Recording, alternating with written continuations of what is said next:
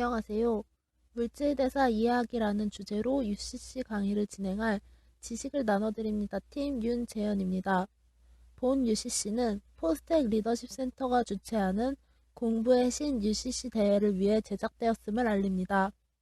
본 강의는 고등학교 3학년 때 배우는 생명과학 2에 나오는 첫 번째 단원, 세포와 물질대사 단원에서 다루는 내용을 기반으로 할 것입니다.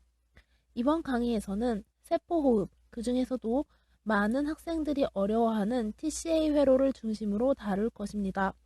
또한 본 강의는 생명과학 2에서는 다루지 않는 심화된 내용을 다룰 것이므로 세포호흡에 대해 좀 더 심화된 내용을 공부하기를 원하는 학생을 대상으로 진행될 것임을 알립니다. 본 강의를 다 듣고 나면 다음과 같은 학습 목표를 성취할 수 있어야 합니다. 첫째, 물질 대사가 무엇인지 정확히 이해하고 이를 설명할 수 있어야 합니다. 둘째, 세포호흡의 과정에 대해 이해하고 분자적 수준에서 TCA 회로가 어떻게 진행되는지 설명할 수 있어야 합니다. 그렇다면 학습 목표를 성취하기 위해 수업이 어떻게 진행될지 살펴보도록 하겠습니다. 먼저 물질 대사의 정의에 대해 알아볼 것입니다. 그 다음으로 세포호흡이 어떻게 일어나는지에 대해 살펴보도록 하겠습니다. 세포호흡은 해당 과정, TCA 회로, 산화적 인산화의 세 가지 단계로 이루어집니다. 각 단계를 차례로 살펴보고 그 중에서도 TCA 회로는 어떤 분자적 기작으로 일어나는지 중점을 두고 알아볼 것입니다. 마지막으로 형성평가를 통해 스스로 판단하는 시간을 가져볼 것입니다.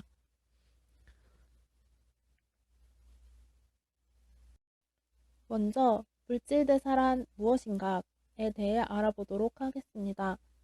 물질대사란 생물체 내에서 일어나는 화학 반응을 의미합니다.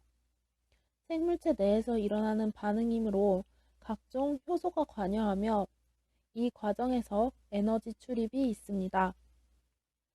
물질대사는 크게 동화작용과 이화작용으로 나누어집니다. 동화작용은 작은 물질들을 이용하여 큰 물질을 합성하는 과정이며 이화작용은 큰 물질을 작은 물질들로 분해하는 과정입니다. 이화작용의 대표적인 예로는 세포호흡을 들 수 있고 동화작용의 예로는 광합성을 들 수 있습니다. 광합성은 이산화탄소와 물, 그리고 광인산화를 통해 얻어진 에너지를 가지고 포도당을 합성해 내는 과정이며 세포호흡은 이 반대의 과정입니다. 포도당을 가지고 이산화탄소, 물, 에너지를 만들어내는 과정입니다. 본격적으로 세포호흡에 대해 살펴보도록 하겠습니다. 세포호흡은 해당 과정 TCA 회로, 산화적 인산화의 세 가지 단계로 이루어지는데요. 그 중에서도 먼저 해당 과정을 살펴보겠습니다. 해당 과정은 왜 일어날까요? 세포는 에너지원으로 포도당을 사용합니다. 그래서 포도당이 필요한 경우 세포 안으로 포도당이 들어오게 되죠. 이를 에너지원으로 사용하려면 미토콘드리아 안으로 들어가야 하는데 미토콘드리아에는 포도당의 형태로 들어갈 수가 없습니다. 포도당보다 작은 피루부산의 형태로 나누어져야 하는데 이 과정이 해당 과정입니다. 어떻게 일어나는지 좀 더 자세히 살펴보면 포도당은 탄소가 6개 있는 화합물입니다. 이것이 ATP 2개만큼의 에너지를 사용하여 인산기를 2개 붙인 과당 2인산이 됩니다. 과당 2인산은 각각 인산기를 하나 붙인 탄소가 3개 있는 유기물로 나눠지게 됩니다. 이 유기물이 NAD 플러스를 환원시키고 기질적 인산화를 겪으면 피루부산이 되게 됩니다. 포도당 하나에서 피루부산 2개가 나오게 되는 것이죠. NAD 플러스가 NADH로 환원되는 과정에는 탈수소 효소가 작용합니다. 또한 유기물이 변화하는 과정에서 ATP가 생성되는 것을 기질 수준 인산화라고 합니다. 앞에서 언급했듯이 과당 2인산은 탄소 6개에 인산기 2개가 붙은 형태입니다.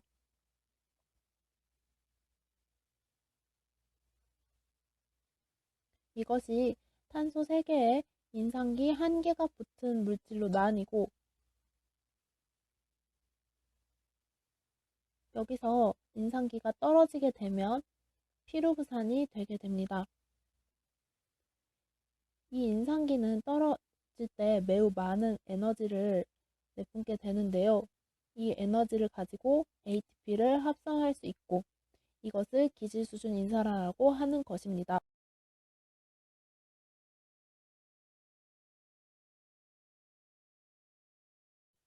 두 번째로 TCA 회로에 대해 알아보겠습니다. TCA 회로는 사이트릭 액실 사이클, 즉 시트르산 회로 또는 발견한 학자의 이름을 딴 크랩 사이클 등으로 불립니다. 이전 단계인 해당 과정의 생산물로 피루부산이 있었죠. 자, 이제 미토콘드리아를 한번 그려보겠습니다. 미토콘드리아의 내막 안쪽 부분을 기질이라고 합니다. 피루부산은 산소가 있을 때 미토콘드리아의 기질로 들어갈 수 있습니다. 들어가서 NAD 플러스를 환원시키고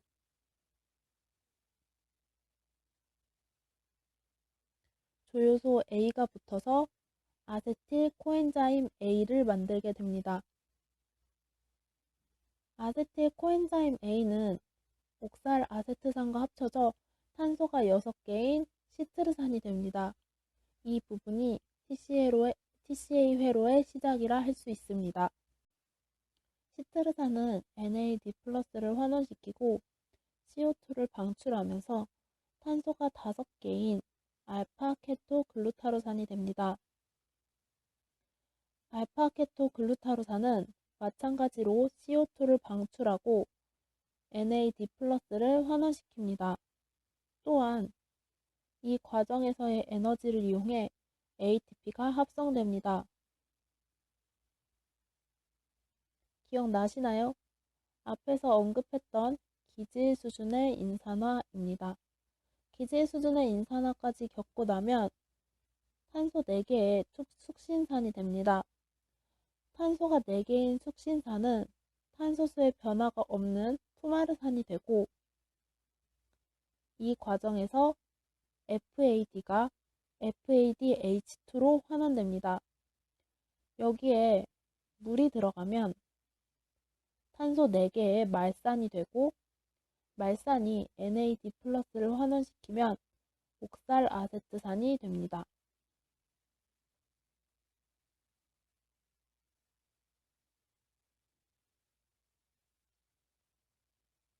TCA 회로를 전체적으로 정리해 보도록 하겠습니다. 피루부산 1개의 분자가 들어갔을 때 총 4개의 NADH, 1개의 FADH2, 그리고 3개의 CO2, 1개의 ATP가 생성됩니다.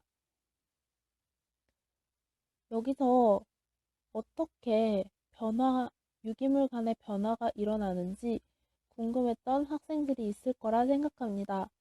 지금부터는 분자적 수준에서 어떤 변화가 일어나는지를 살펴볼 것인데요. 살펴보기에 앞서 제가 보여드릴 분자 모형에 대해 설명하도록 하겠습니다. 파란색 동그라미는 탄소를 나타냅니다. 빨간색 동그라미는 산소를 나타냅니다. 마지막으로 하얀색 동그라미는 수소를 나타냅니다. 개수를 한번 세보면 탄소는 5개, 산소는 5개, 수소는 6개임을 알 수 있습니다. 그럼 다시 TCA 회로로 돌아가서 시트르산은 다음과 같은 분자 모형을 가지고 있습니다. 아까 시트르산은 알파 케토 글루타로산으로 변했었죠. 알파 케토 글루타로산은 다음과 같은 모양을 가지고 있습니다. 두 분자의 차이점을 한번 찾아보시기 바랍니다. 먼저 이 부분과 이 부분이 다름을 볼 수 있는데요. 이를 동일하게 만들기 위해 한번 잘라서 만들어 보도록 하겠습니다. 먼저 산소가 붙어 있는 것과 수소가 붙어 있는 것을 잘라서 위치를 바꾸면 비슷해질 수 있을 것 같습니다. 이제 수소 분자 두 개를 떼어내면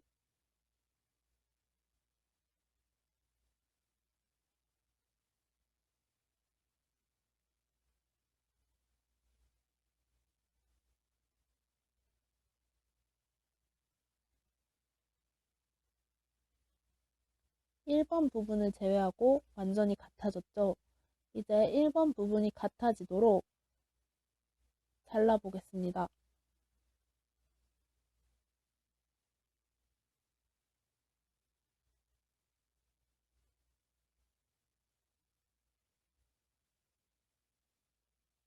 이제 완전히 같은 분자가 되었습니다. 실제로 효소 반응도 다음과 같은 순서로 진행이 되고요. 남은 물질은 두 개의 H 플러스와 CO2 분자 하나가 나왔는데요. 아까 시트르산이 알파 케토글루타로산이 되기 위해 NAD 플러스를 환원시키고 CO2가 방출됐던 것과 같습니다. 다음으로 알파 케토글루타로산이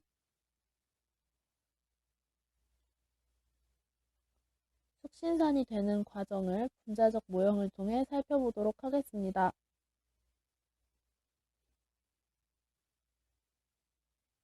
화살표로 표시한 부분이 다름을 알 수 있죠.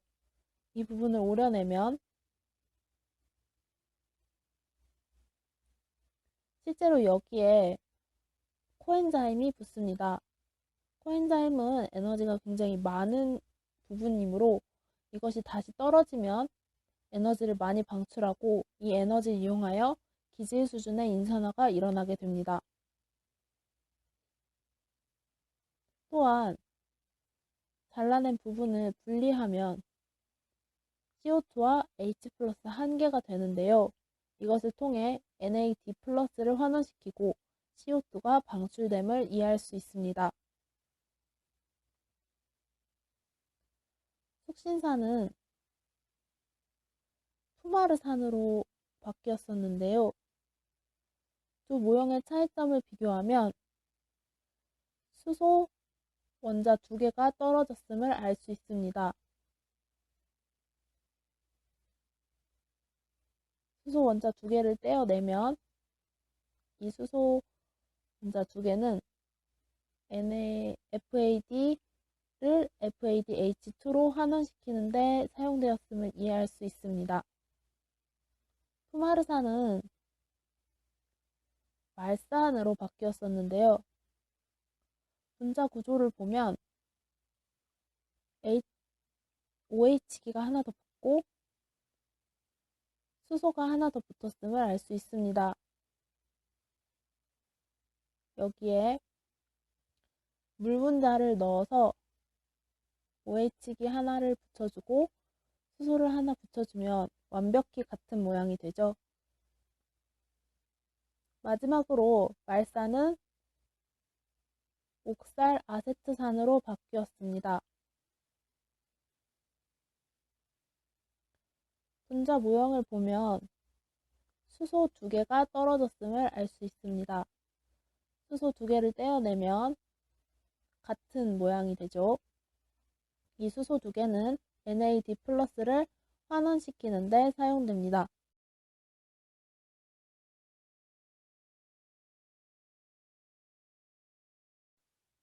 마지막으로 산화적 인산화에 대해 알아보겠습니다. 미토콘드리아에서 외막과 내막이 존재하고 그 사이 공간을 막 사이 공간이라고 합니다. 분홍색으로 표시한 막을 확대하면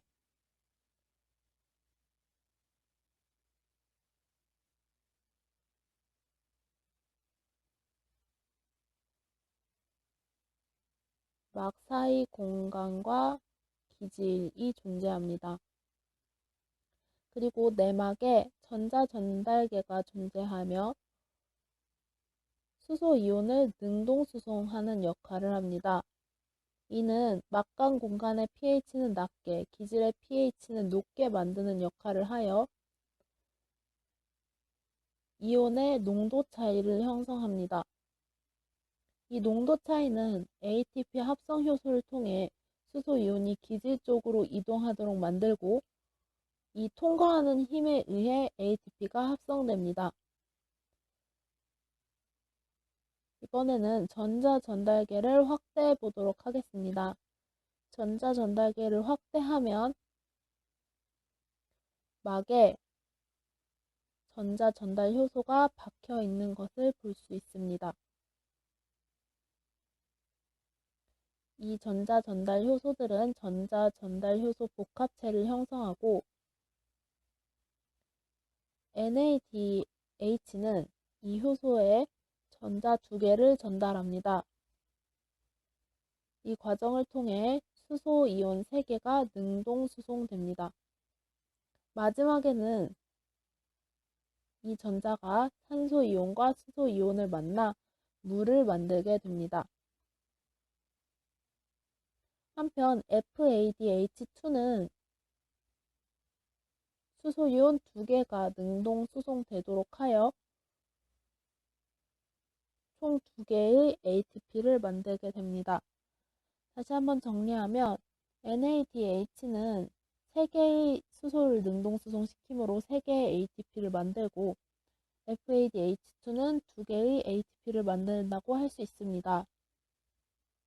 총 생기는 ATP의 개수를 계산해 보면 해당 과정을 통해 2개의 NADH가 나왔고 TCA 회로를 통해 8개의 NADH, 2개의 FADH2가 형성되었으므로 총 10개의 NADH와 2개의 FADH가 만들어집니다.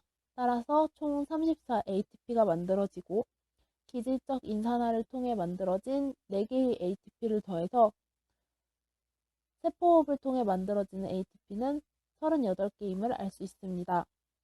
여러분이 오늘 공부한 것을 확인하기 위해 형성평가를 진행하도록 하겠습니다.